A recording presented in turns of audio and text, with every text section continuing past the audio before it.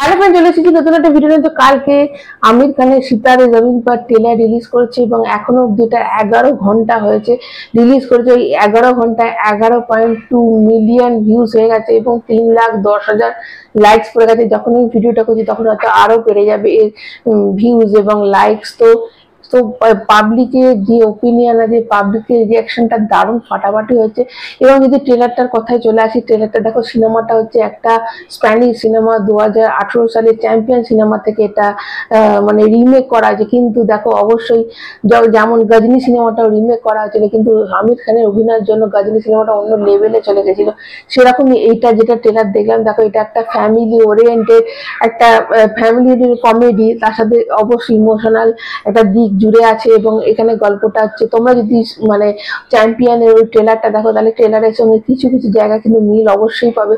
কিন্তু এখানে যেটা রয়েছে, এখানে যে আমির খানটা রয়েছে, দেখো, লাল সিং চাড্ডা 2022 সালে রিলিজ করেছিল, সেটা দেখে অনেকে বলেছিল এটা পিকে এর মতো দেখতে হয়েছে, মানে পিকের এক্সটেন্ডেড একটা রূপ এখানে রয়েছে, মানে যেটা আমরা লাল সিং চাড্ডাতে দেখেছিলাম। অনেক মানুষের ওটাতে একটু আপত্তি ছিল যে দুটোর মধ্যে মানে ওখানে মনে হচ্ছে পিকে কি যেন দেখা যাচ্ছে লাল সিং চাড্ডাতে। তো এই ব্যাপারটা কিন্তু এই সিনেমাটাতে দেখা যাবে না, এখানে একটা অন্য ধরনের আমির খানকে দেখা গেছে। এবং অবশ্যই অবশ্যই ভীষণ ভালো, যেটা দেখলাম ভীষণ ভালো।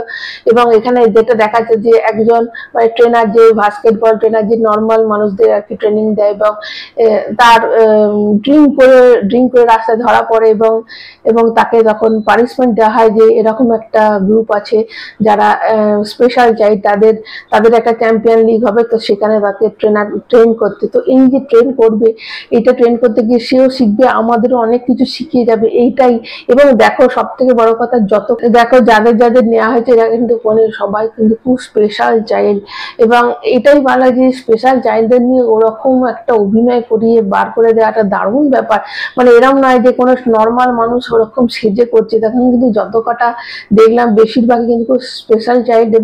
এবং যে কমেডির দিকটা, যে একটা বলটা মারবে, মানে বাস্কেটবলের বল মারবে, দিয়ে তারপর উপরে লেগে যাবে, উপরে গিয়ে মানে বাল্ব টিউবলাইট ভেঙে পড়বে এবং সিক্সার উপরে চেঁচাতে।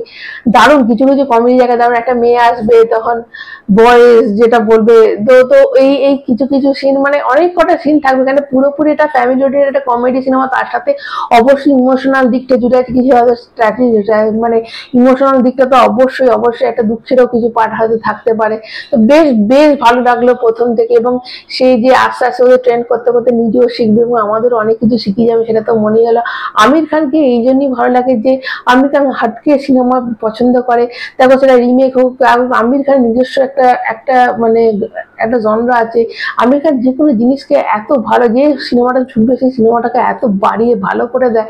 তো অবশ্যই এখানে যেটা মনে হলো, বেশ ভালো লাগলো যখন 2 মিনিট, 3 মিনিটের ওপর ট্রেলারটা ছিল। তো বেশ কোথাও কিন্তু একটু বোরিং ফিল হয়নি, বেশ ভালো লাগছিল। কাট কাট কাট কাট করে যেটা দেখিয়েছে, টিঙ্গু যে মা ছেলেকে বলবে, তো বেশ বেশ মজার লাগলো, বেশ ভালো লাগলো। অবশ্যই এটা রিলিজ করছে জুন মাসে 20 তারিখে, তো তোমরা নিশ্চয়ই দেখতে যাবে। তো তারপর তো অবশ্যই এর গান এবার আসে কিনা সেটাই দেখার, এবং ওয়েট করে আছি। তো বেশ ভালো লাগলো। তোমাদের কেমন লাগছে ট্রেলারটা অবশ্যই কমেন্টের মাধ্যমে জানাবে। সবাই ভালো থেকো, ভালো লাগলে একটা লাইক দেবে, চ্যানেলটা সাবস্ক্রাইব করবে। এখন মতো টাটা।